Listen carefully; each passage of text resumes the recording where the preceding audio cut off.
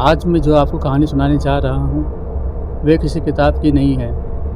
ये एक गांव में सुनाई जाने वाली ऐसी लोक कथा से प्रेरित है जिसे लोग आज भी रात के अंधेरे में याद करने से डरते हैं। सच क्या है ये कोई नहीं जानता, लेकिन कहते हैं कि कुछ रास्ते ऐसे होते हैं जहाँ इंसान अपनी मर्ज़ी से नहीं जाता, किसी और की मर्ज़ी से पहुँचता है। यह कहानी है उत्तर भारत के एक छोटे से गांव रामपुर की। चारों तरफ खेत, बीच में एक पुराना तालाब और गांव से लगभग 1 किलोमीटर दूर एक विशाल पीपल का पेड़। इतना पुराना कि गांव के सबसे बुजुर्ग भी कहते थे जब हम पैदा हुए थे तब भी ये पेड़ इतना ही बड़ा था। उस पेड़ के बारे में एक अजीब सी बात बहुत मशहूर है। दिन में वहाँ बैठो आराम मिलेगा, लेकिन रात सूरज ढलने के बाद वहाँ जाने वाला इंसान पहले जैसा लौटकर नहीं आता। गांव वाले कहते थे अमावस्या की रात सफ़ेद साड़ी पहने एक औरत उसी पेड़ के नीचे बैठकर रोती है। अगर कोई उसकी आवाज़ सुनकर उसके पास चला जाए तो वह कभी वापस नहीं आता। शहर के लोग इन बातों पर हंसते थे और उन्हीं शहर वालों में थे 3 दोस्त, अमन, विक्की और सूरज। तीनों बचपन के दोस्त थे। कॉलेज की छुट्टियों में कई साल बाद गांव घूमने आए थे। दिन भर उन्होंने खेतों में घूमकर वीडियो बनाए, तालाब पर मस्ती की और शाम को चौपाल पर बैठ गए। वहाँ एक बूढ़े बाबा बैठे थे, चेहरे पर झुर्रियाँ, सफ़ेद दाढ़ी और हाथ में एक पुरानी लाठी थी। अमन ने हंसते हुए पूछा, बाबा सुना है यहाँ कोई भूत रहता है? बाबा ने उसकी आंखों में देखा और बोले, भूत नहीं बेटा, कुछ अधूरी आत्माएं होती है जो अपना रास्ता भूल जाती है। पूरा चौपाल एकदम शांत हो गया। बाबा ने धीरे धीरे कहना शुरू किया, लगभग 50 साल पहले उसी पीपल के पेड़ के नीचे नई नवेली दुल्हन की लाश मिली थी। कहते हैं वह अपने पति का इंतज़ार कर रही थी, लेकिन वह कभी वापस नहीं आई। उस दिन के बाद हर अमावस्या की रात वहाँ किसी औरत के रोने की आवाज़ सुनाई देती है। सूरज ने धीरे से कहा, यार कहाँ? यार कहीं सच में? लेकिन विक्की हंस पड़ा, बाबा हमें डरा रहे हैं। बाबा ने आखिरी बार चेतावनी दी, आज अमावस्या है, अगर हिम्मत है तो रात 12 बजे उस पेड़ के नीचे जाकर देखना, लेकिन अगर कोई तुम्हारा नाम लेकर बुलाए तो पीछे मुड़कर मत देखना। इतना कहकर बाबा उठे और बिना पीछे देखे चले गए। रात के 10 बजे तीनों दोस्तों ने तय किया आज सच का पता लगाकर रहेंगे। उन्होंने टॉर्च उठाई, मोबाइल कैमरा ऑन किया और गांव से बाहर निकल पड़े। जैसे जैसे वे पीपल के पेड़ के पास पहुंच रहे थे, हवा ठंडी होती जा रही थी। कुत्ते अचानक भौंकना बंद कर चुके थे। झिंगुरों की आवाज़ भी गायब थी। चारों तरफ ऐसा सन्नाटा था जैसे पूरा जंगल उनकी सांसें सुन रहा हो। रात के ठीक 12 बजे वे उस विशाल पीपल के पेड़ के पीछे पहुंच गए। पेड़ की टहनियाँ बिना हवा के हिल रही थी। अमन ने कैमरा पेड़ की ओर घुमाया। वो हंसते हुए बोला, देखो दोस्तों, यह है गांव का सबसे बड़ा झूठ। इतना कहते ही दूर से किसी औरत के रोने की आवाज़ सुनाई दी। तीनों की हंसी अचानक रुक गई। विक्की ने फुसफुसाकर कहा, यह आवाज़ किसकी है? अमन ने टॉर्च उस दिशा में घुमाई, लेकिन वहाँ कोई नहीं था। और तभी उन्हें किसी औरत के रोने की आवाज़ सुनाई दी। तीनों एक बार दूसरे का चेहरा देखने लगे। अमन ने हिम्मत दिखाते हुए कहा, कोई हमें डराने की कोशिश कर रहा है। लेकिन उसके बोलते ही वही रोने की आवाज़ पहले से भी ज़्यादा साफ सुनाई दी, बचा लो, कोई मुझे बचा लो। इस बार आवाज़ बिल्कुल पास से आई थी। सूरज के हाथ कांपने लगे। उसने धीरे से कहा, यार वापस चलते हैं। लेकिन विक्की बोला, इतनी दूर आ ही गए हैं, अब सच देखकर ही जाएंगे। अमन ने कैमरा चालू किया, आवाज़ की दिशा में बढ़ने लगा। कुछ ही कदम आगे उन्हें पुरानी टूटी हुई कुएं जैसी जगह दिखाई दी। उसके पास एक लाल चुन्नी हवा में फंसी हुई थी। चारों तरफ अजीब सन्नाटा था।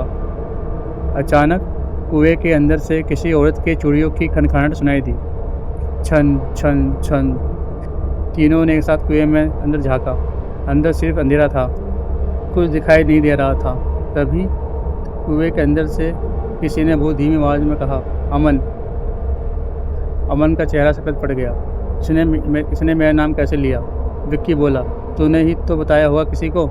लेकिन सूरज जानता था उन्होंने गांव में किसी को अपना नाम नहीं बताया था। तीनों डरकर पीछे हटने लगे। तभी पीछे पीपल के पत्ते जोर जोर से हिलने लगे, हालांकि हवा बिल्कुल नहीं चल रही थी। अमन ने टॉर्च पेड़ की तरफ घुमाई और जो उसने देखा उससे उसके पैरों तले ज़मीन खिसक गई।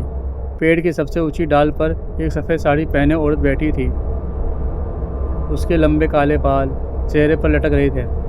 दोनों पैर हवा में झूल रहे थे। वह बिल्कुल हिल नहीं रही थी, सिर्फ उन्हें देख रही थी। तीनों कुछ सेकंड तक वहीं जमे रहे। फिर अचानक वह औरत गायब हो गई। सूरज जोर से चिल्लाया, भागो!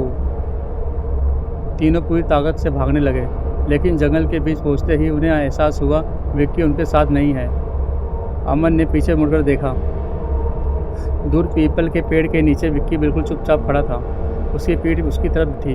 अमन चिल्लाया, विक्की भाग! लेकिन विक्की हिला तक नहीं। फिर वह धीरे धीरे उनकी तरफ मुड़ा। वह विक्की था, लेकिन उसकी आंखें पूरी तरह सफ़ेद थी। चेहरे पर एक अजीब सी मुस्कान थी और उसकी आवाज़ जैसी नहीं लग रही थी। उसने सिर्फ एक बात कही, वो तुम्हारा इंतजार कर रही है। इतना कहते ही पूरे जंगल में किसी औरत की डरावनी हंसी गूंजने लगी। अचानक चारों तरफ घना कोहरा छा गया। अमन और सूरज एक दूसरे का हाथ पकड़कर भागने लगे, लेकिन कुछ ही सेकंड में दोनों भी एक दूसरे से बिछड़ गए। अब अमन अकेला था। उसकी टॉर्च बार बार टिमटिमा रही थी। मोबाइल में नेटवर्क नहीं था। और तभी उसे अपने पीछे किसी के नंगे पैरों की आवाज़ सुनाई दी, ठप ठप ठप। उसने बाबा की बात याद की, अगर कोई तुम्हारा नाम लेकर बुलाए तो पीछे मत मुड़ना। लेकिन अगले ही पल उसी आवाज़ ने उसके कान में बिल्कुल पास आकर फुसफुसाया, अमन! और इस बार वह खुद को पीछे मुड़ने से नहीं रोक पाया। अमन ने बाबा की चेतावनी के बावजूद पीछे मुड़कर देख लिया था। जैसे ही वह पीछे मुड़ा, उसकी सांसें थम गई। उसके सामने सिर्फ 2 कदम की दूरी पर एक औरत खड़ी थी। सफ़ेद साड़ी, ज़मीन तक लटकते बाल और चेहरे की जगह सिर्फ घना अंधेरा।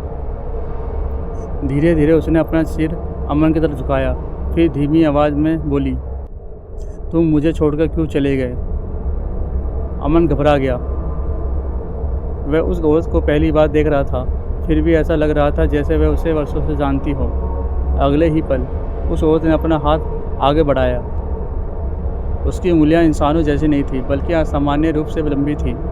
अमन चीख पड़ा और पूरी ताकत से भागने लगा। भागते भागते उसे दूर मंदिर की घंटियों की आवाज़ सुनाई दी। उसे बाबा की एक और बात याद थी, तो गांव के पुराने शिव मंदिर की ओर भागना। अमन उसी दिशा में दौड़ पड़ा। दूसरी तरफ सूरज जंगल में भटक रहा था। वह बार बार अमन और विक्की को आवाज़ लगा रहा था। अचानक उसे सामने विक्की दिखाई दिया। विक्की मुस्कुरा रहा था। सूरज दौड़कर उसके पास पहुंचा, लेकिन जैसे ही उसने विक्की का हाथ थामा, विक्की का चेहरा धीरे धीरे बदलने लगा। उसकी आंखें पूरी तरह काली हो गई, होठों पर अजीब मुस्कान फैल गई और उसकी आवाज़ बदल गई, बहुत देर कर दी। इतना कहते ही वह धुएं की तरह हवा में गायब हो गया। सूरज डर के मारे जमीन पर गिर पड़ा। उधर अमन किसी तरह मंदिर पहुंच गया। मंदिर के अंदर बैठे वही बूढ़े बाबा पहले से उसका इंतजार कर रहे थे। बाबा ने बिना कुछ पूछे मंदिर का दरवाज़ा बंद कर दिया। बाहर किसी औरत के ज़ोर ज़ोर से रोने की आवाज़ गूंज रही थी। पूरी रात वह आवाज़ मंदिर के बाहर घूमती रही, लेकिन अंदर नहीं आ सकी। सुबह गांव वाले जंगल में खोजने निकले। उन्हें सूरज बेहोश मिला। अमन मंदिर में बैठा काँप रहा था, लेकिन विक्की कहीं नहीं मिला।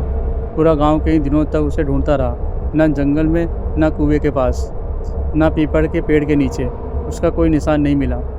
ठीक 7 दिन बाद एक सुबह गांव के चौकीदार ने देखा विक्की उसी पीपल के पेड़ के नीचे बैठा है। उसके कपड़े वही थे, लेकिन चेहरा बिल्कुल बदल चुका था।